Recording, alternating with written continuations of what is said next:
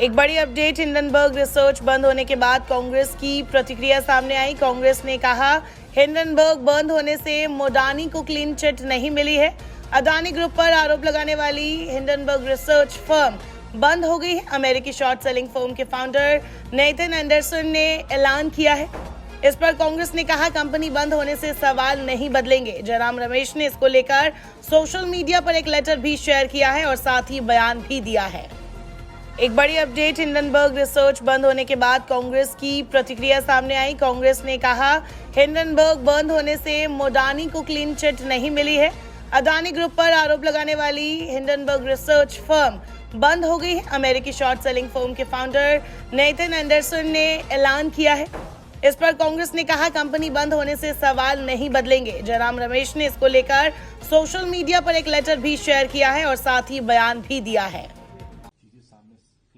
Clear हो गई है कि किस तरीके से जो है हिंडनबर्ग एक एजेंडे पे काम कर रहा है। नहीं, बिल्कुल नहीं। ये एक रिसर्च संस्था है।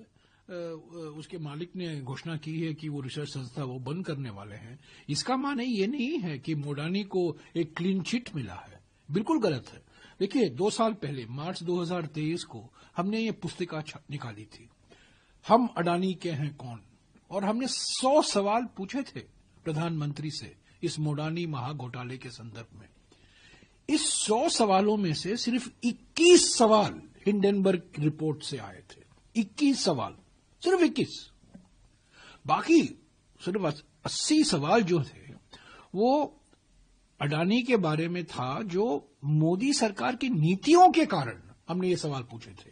को अर्थव्यवस्था में आप एकाधिकार बढ़ रहा है, अडानी को सारे हवाई अड्डे बेचे जा रहे हैं, सारे बंदरगाह बेचे जा रहे हैं, सारे सुरक्षा के ठेका जो डिफेंस कॉन्ट्रैक्ट है उन्हीं को दिया जा रहा है, सीमेंट फैक्ट्रियां, सारे के सारे सीमेंट फैक्ट्री अडानी खरीद रहे हैं, जहां देखो वहीं अडानी।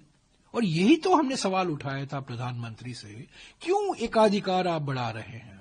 ये नई अर्थव्यवस्था जो न्यू इकोनॉमिक पॉलिसी 1991 में हमने जो अपनाया था, उदारीकरण की परिभाषा क्या है? उदारीकरण की परिभाषा है प्रतिस्पर्धा होनी चाहिए, कंपटीशन होनी चाहिए।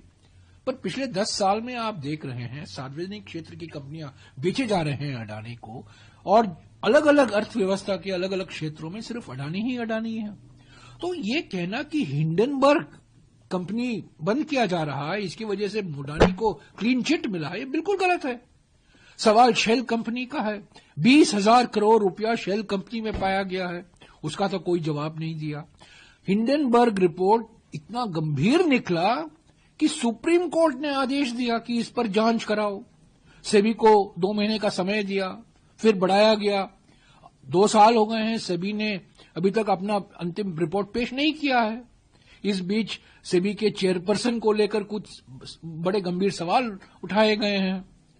तो ये जो उन्होंने कहा है उनका निजी निर्णय है। उन्होंने ये भी कहा है कि मुझ पर कोई दबाव नहीं था इसको बंद करने के लिए, तो बंद हुआ है। कंपनियां खोले जाते हैं, कंपनियां बंद होती हैं।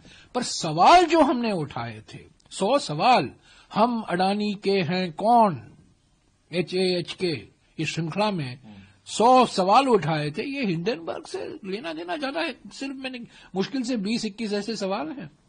तो और हमारा ये मानना है कि इस मोडानी महाघोटाले के पीछे क्या है, राज क्या है, इसकी हकीकत क्या है, इसका असर हमारे विदेश नीति, बांग्लादेश में देखिए अडानी मुद्दा है, श्रीलंका मुद्दा है, कहां जाओ।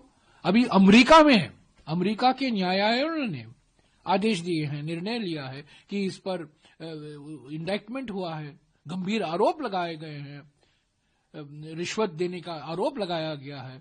तो ये सब हिंडनबर्ग के बंद होने से ये सब चला नहीं जाएगा। ये महाघोटाला रहे है, हकीकत है, अर्थव्यवस्था पर इसका असर हो रहा है, और हमारी मांग अभी भी है कि इस पर जेपीसी का गठन होना बहुत